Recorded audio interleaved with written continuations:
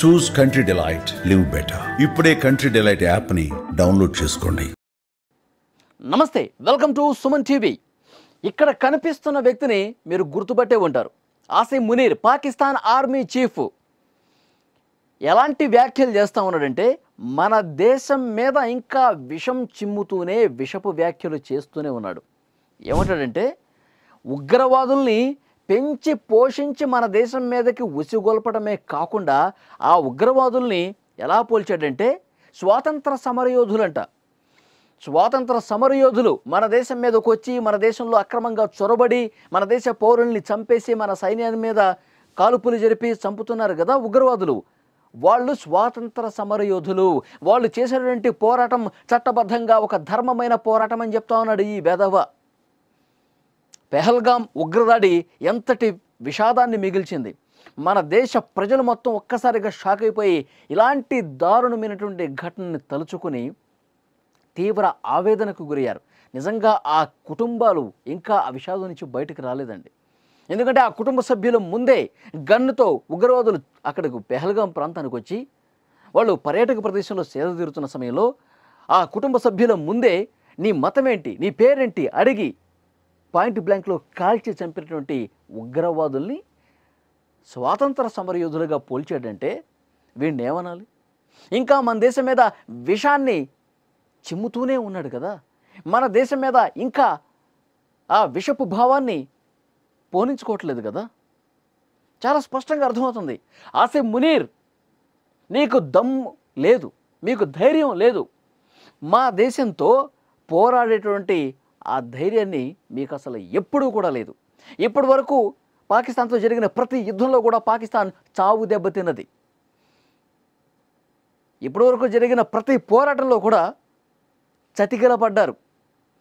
అందుకే మన దేశం మీదకి యుద్ధానికి రావాలంటే జంకిపోయే పరిస్థితుంది. మరి యుద్ధంలో ఎలాగో గెలవలేం, ఇంకా మనం ఏం చేయాలి? ఉగ్రవాదుల్ని పెంచాలి, పోషించాలి, వాళ్ళని అక్రమంగా మన దేశంలోకి పంపించాలి, ఈ విధంగా దాడులు చేసి సునకానందం పొందాలి. ఇదే కదా వీళ్ళు చేసే పని. మొన్న ఉద్రిక్త పరిస్థితులు ఏర్పడే భారత్ పాకిస్తాన్ మధ్య. మనం కేవలం ఉగ్రవాదుల మీద, ఉగ్రవాద స్థావరాల మీద దాడి చేశాము. ఆపరేషన్ సింధూర్ పేరుతో ఉగ్రవాద స్థావరాలు కూల్చపడేశాము, ఉగ్రవాదుల్ని అక్కడ సర్వనాశనం చేశాం. కానీ వీళ్ళు ఏం చేశారు? మన దేశ సైనికుల మీద, సైనిక స్థావరాల మీద దాడి చేశారు. మన టార్గెట్ ఉగ్రవాదులే, అక్కడ సామాన్య ప్రజానీకం కాదు, వాళ్ళ సైన్యం కాదు, ఉగ్రవాదులే మన టార్గెట్. కానీ వీళ్ళ టార్గెట్ మన దేశ అమాయక ప్రజలను టార్గెట్ చేసినటువంటి పరిస్థితి ఉంది.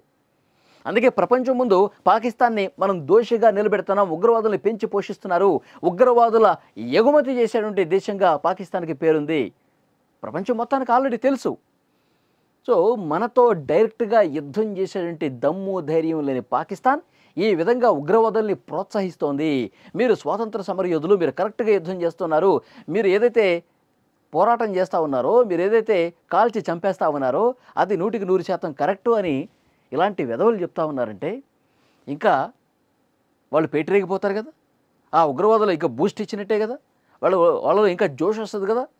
ఆ విధంగా ప్రోత్సహించే విధంగా మాట్లాడితే, మొన్న మనం ఏదైతే ఉగ్రవాద స్థావరాలను లేపేశామో, పూర్తిగా ధ్వంసం చేశామో ఆపరేషన్ సింధూర్లో, పాకిస్తాన్ ప్రభుత్వం ఏం చేస్తుంది? అక్కడ ఉగ్రవాదులకి మళ్ళీ ఆ స్థావరాలు కట్టిస్తోంది, పునర్నిర్మాణం చేస్తోంది. ఆ ఉగ్రవాద స్థావరాలని మీకేం పర్లేదు, ఎంత ధ్వంసం అయినా మళ్ళీ మేము మీకు ఆ నిర్మాణాలన్నీ మీకు కట్టిచ్చేస్తామని చెప్పి పాకిస్తాన్ ప్రభుత్వం దగ్గరుండి పాక్ ప్రభుత్వ నిధులతో ఉగ్రవాద స్థావరాలను మళ్ళీ నిర్మిస్తున్నారంటే ఎలా అర్థం చేసుకోవాలి దీన్ని? ఇప్పటి వరకు పాకిస్తాన్ మన దేశంతో యుద్ధం చేస్తే ప్రతి దాంట్లో కూడా చావు దెబ్బతిన్నది. ఇక వాళ్ళకి గతి లేదు. ఎందుకంటే మనం బ్రహ్మోస్ క్షిపణులతో, రాఫెల్ ఫైటర్ జెట్లతో, తర్వాత S-400తో మన సైనికులు వీరోచిత పోరాటం చేశారు. పాకిస్తాన్ ఉగ్రమూకల్ని తరిమి కొట్టడమే కాకుండా పాకిస్తాన్ సైన్యానికి కూడా చుక్కలు చూపించాం. అందుకే మన కాళ్ళ బేరానికి వచ్చింది పాకిస్తాన్. ట్రంప్ దగ్గరికి, ఇంకోళ్ళ దగ్గరికి పోయి ఈ యుద్ధాన్ని ఆపే విధంగా ప్రయత్నం చేయండి అని చెప్పి వాళ్ళు మొరబెట్టుకున్నారు. మన కాళ్ళ బేరానికి వచ్చి ఇక యుద్ధం చాలు మహాప్రభో, మీరు ఆపండి, మేము తట్టుకోలేకపోతే మా దేశం సర్వనాశనం అయిపోతుందని చెప్పి 2 చేతులు జోడిస్తే అప్పుడు మనం యుద్ధం ఆపాం. ముందుగా వాళ్ళ సైనిక ప్రతినిధులే మనతో టచ్లోకి వచ్చారు. వచ్చి ఇక యుద్ధం ఆపుదాం, మా వల్ల కావట్లేదని కాళ్ళ మీద పడితే అప్పుడు మనం యుద్ధం ఆపాం. ఒక పరంగా మనం దౌత్యపరంగా కూడా కొన్ని స్ట్రిక్ట్ డెసిషన్స్ తీసుకున్నాం. సింధు నదీ జలాలు ఆపటం కావచ్చు, పాకిస్తాన్కి నిధులు రాకుండా కట్టడి చేసి దాంట్లో ప్రతి దేశంతో మనం మాట్లాడటం కావచ్చు, ఇది ఉగ్రవాద దేశం అని చెప్పి చూపించడం కావచ్చు, ఇవన్నీ కూడా ఎక్కడికక్కడ మనం వాళ్ళని టైట్ చేసినటువంటి పరిస్థితి ఉంది. అది వాళ్ళ కడుపు మంట ఏంటంటే, ఒకవైపు యుద్ధంలో మనం గెలవలేకపోతున్నాం, మనం ఓడిపోయాం, మనం చేతులు తెసిన పరిస్థితి ఉంది. ఇంకోవైపు మనకి సింధు నదీ జలాలు ఆపేశారు, మనకి అసలు ఏమీ లేదు. పూర్తిగా మన దేశ ప్రజల భవిష్యత్తు అంధకారంలోకి మనమే నెట్టేసామని చెప్పి అక్కడ పాలకులు ఫిక్స్ అయిపోయారు. మరి ఇప్పుడు ఏం చేయాలి? ఉన్న ఒకే ఒక ఆప్షన్, వాళ్ళ చేతిలో ఉన్నటువంటి ఆయుధాలు ఉగ్రవాదులు. ఆ ఉగ్రవాదుల్ని మళ్ళీ మనం పెంచాలి, మళ్ళీ మనం వాళ్ళని పెద్దోళ్ళు చేయాలి, మళ్ళీ వాళ్ళకి ఆయుధాలు ఇవ్వాలి, మళ్ళీ వాళ్ళని దేశం మీదకి, భారతదేశం మీదకి వదలాలి. ఇదే వాళ్ళ టార్గెట్. ఫ్రెండ్స్, మీరు ఏమనుకుంటారు? ఆసిఫ్ మునీర్ ఇంకా ఇలాంటి పిచ్చి పిచ్చి ప్రేరేపణలు, విషపు మాటలు మాట్లాడుతూనే ఉన్నాడు. ఉగ్రవాదులను ఇంకా ఎంకరేజ్ చేస్తూనే ఉన్నాడు. వాళ్ళు స్వాతంత్ర సమరయోధులు, గొప్ప పోరాట వీరులు అని చెప్పి మాట్లాడుతూ ఉన్నారంటే ఎలా చూస్తారు? ఈ కామెంట్స్ని కామెంట్ రూపంలో తెలియజేయండి.